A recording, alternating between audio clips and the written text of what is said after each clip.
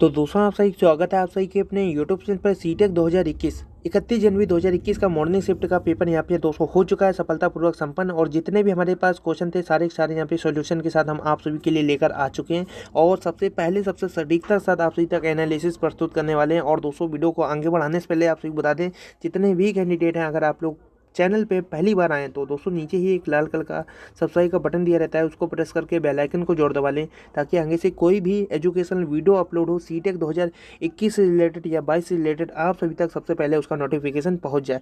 Primary level 1 to 5 पूरा जो paper का पोर्शन हम लोग कराने वाले हैं सॉल्व, तो आप लोग अंत तक बने रहिए। काफ़ी महत्वपूर्ण वीडियो होगी, आप लोग अच्छे से एनालाइज करिए।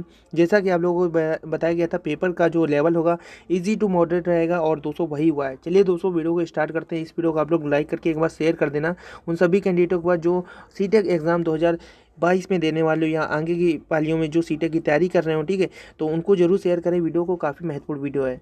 और दोस्तों अगर आप लोग पेपर देके आ चुके हैं, ठीक है, तो दोस्तों आप सभी लोगों को इसको देखने की ज़रूरत नहीं, लेकिन हालांकि आप लोग देख सकते हैं। अपनी गलतियों को आप लोगों को अच्छे से एनालाइज करना तो आप लोग जरूर देखें, ठीक है।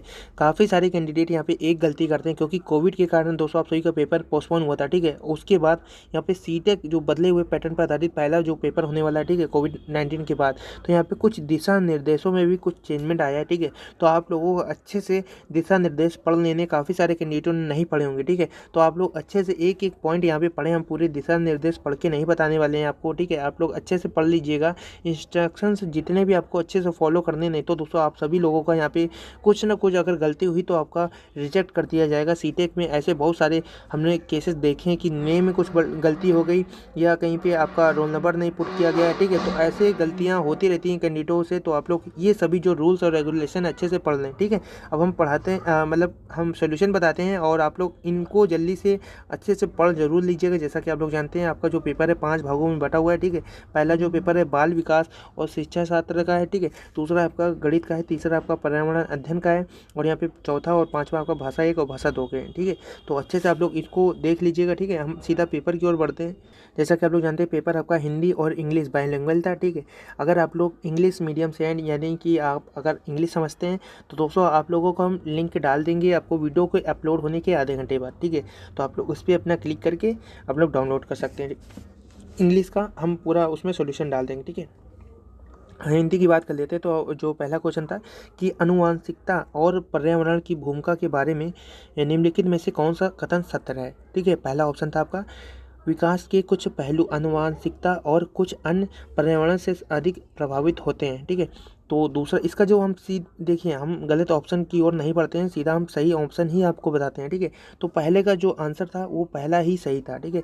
आनुवंशिकता और पर्यावरण की भूमिका के बारे में निम्नलिखित में से कौन सा सत्य कथन है, तो पहला ही ऑप्शन सही था। विकास के कुछ पहलू आनुवंशिकता और कुछ अन्य पर्यावरण से अधिक प्रभावित होते हैं, ठीक है। पहला ही ऑप्शन इसका सही था, ठीक है। इसी प्रकार से दूसरा जो क्वेश्चन था निम्नलिखित में से कौन सा कथन जो है पियाजे के सिद्धांत के अनुसार कहा नहीं जा सकता, ठीक है। तो इसमें से जो राइट ऑप्शन था वो था आपका तीसरा नंबर, निरंतर अभ्यास से अधिगम होता है, ठीक है। ये आपका ऑप्शन सही था, ठीक है।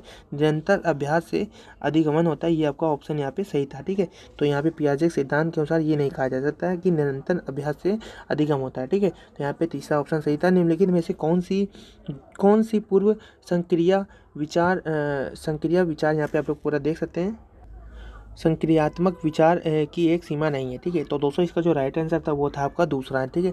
प्रतीकात्मक विचार का विकास इसका राइट आंसर था, ठीक है। प्रतीकात्मक विचार का विकास इसका राइट आंसर था। इसी प्रकार से अगला जो क्वेश्चन है, डैश के अलावा निम्नलिखित कारणों से खेल युवा बच्चों के विकास में एक महत्वपूर्ण भूमिका निभाता है, ठीक है। तो इसमें से आपको राइट आंसर बताना था, तो आपका तीसरा, यह समय बिताने का एक सुगत तरीका है, ठीक है। के अलावा आपका निम्नलिखित कारणों से खेल युवा बच्चों के विकास में एक महत्वपूर्ण भूमिका निभाता है, ठीक है। तीसरा ऑप्शन यहाँ पे सही है, यह समय बिताने का एक सुगत तरीका है, ठीक है।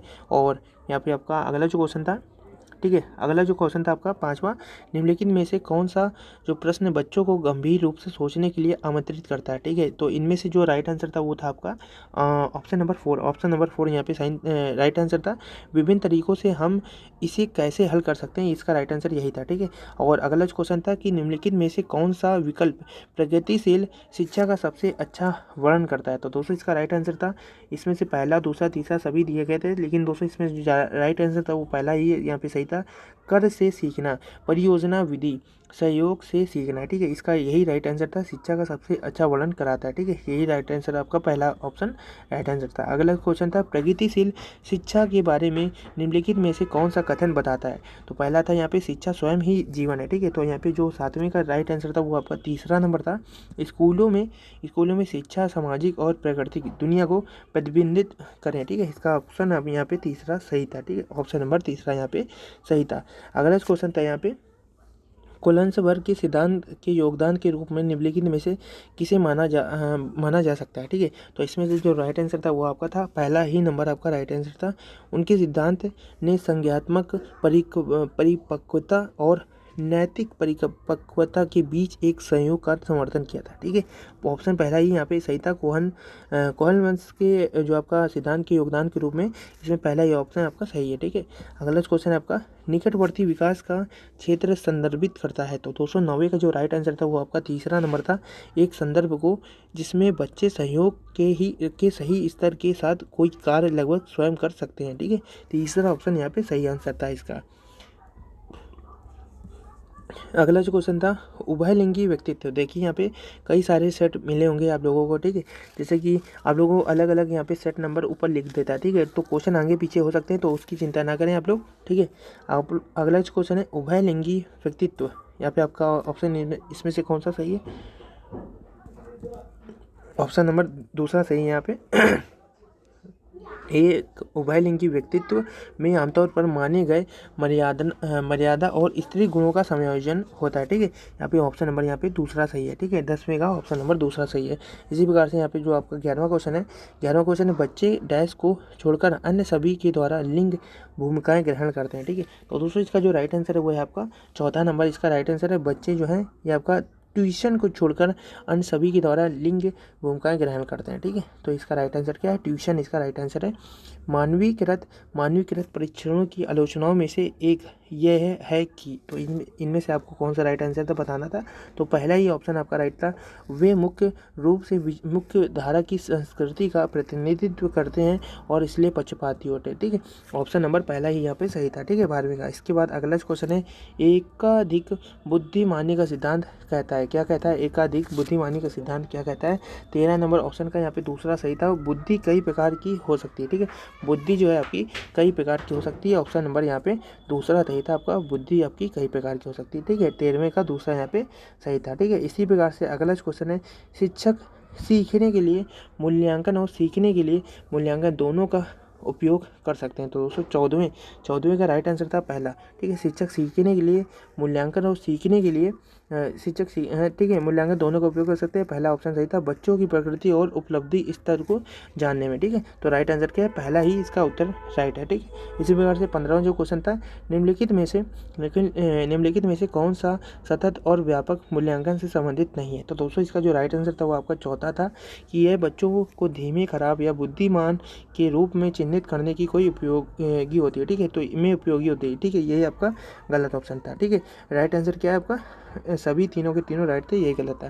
ठीक है, अगला क्वेश्चन है कि बच्चों में प्रतिभाशाली डैश के कारण हो सकती है। ठीक है, प्रतिभाशालिता डैश के कारण हो सकती है। तो 16वें का जो राइट आंसर था वो आपका पहला ही था, आनुवांशिकता और वातावरण के बीच एक अंतरक्रिया। ठीक है, आनुवांशिकता और वातावरण के बीच एक अंतरक्रिया इसका सही उत्तर है। ठीक है, अगला क्वेश्चन है सामाजिक आर्थिक रूप से वंचित पृष्ठभूमि से आने वाले बच्चों को कक्षा के माहौल की आवश्यकता होती है जो डैश। तो यहाँ पे आपको बताना था राइट आंसर। तो आपको बता दें 17वें का जो राइट आंसर था वो आपका दूसरा था, उनकी सांस्कृतिक और भाषाई ज्ञान को महत्व देता है तथा उनका उपयोग करता है। ठीक है, ऑप्शन नंबर यहाँ पे दूसरा यहाँ पे सही था। 17वें का ऑप्शन नंबर दूसरा यहाँ पे सही था। इसी प्रकार से यहाँ पे 18वां जो क्वेश्चन था कि कक्षा में सृजनात्मक और प्रतिभाशाली बच्चों के लिए आवश्यक हस्तक्षेप निर्भर करता है। तो दोस्तों इसका जो राइट आंसर था इनमें से कौन सा था, 18वें का जो ऑप्शन नंबर यहाँ पे सही था वो दोस्तों पहला ही सही था। शिक्षक द्वारा अनुकूलित और प्रेरक निर्देशक तरीकों के उपयोग पर। ठीक है, इसका ऑप्शन नंबर यहाँ पे पहला ही सही था। ठीक है, ऑप्शन नंबर पहला यहाँ पे क्या था, सही था। इसी प्रकार से यहाँ पे जो अगला क्वेश्चन है आपका 19वां क्वेश्चन, अति संवेदनशील बच्चों को सीखने में मदद करने के लिए निम्नलिखित में से कौन सा तरीका उपयुक्त तरीका नहीं है। तो दोस्तों इसमें से जो राइट आंसर था वो आपका चौथा नंबर था, बेचैन होने पर अक्सर उन्हें फटकार लगाना। ठीक है, ये आपका ऑप्शन यहाँ पे गलत है होगा। ठीक है, यही ऑप्शन नहीं है और सारे के सारे हैं। ठीक है, ऑप्शन नंबर चौथा बेचैन होकर अक्सर उन्हें फटकार लगाना। ठीक है, अलग अलग सोच वाले पैटर्न उन बच्चों की पहचान करते हैं जो डैश। तो यहाँ पे 20वें का जो ऑप्शन 3 यहाँ पे राइट था, सृजनात्मक है। ठीक है, सृजनात्मक है इसका राइट आंसर है, सृजनात्मक है, यानी कि ऑप्शन नंबर तीसरा यहाँ पे क्या है, सही उत्तर है। ठीक है, तो अधिकतर क्वेश्चन करा दिए हैं और सभी क्वेश्चन हम आपको अगले वीडियो में देते हैं। ठीक है।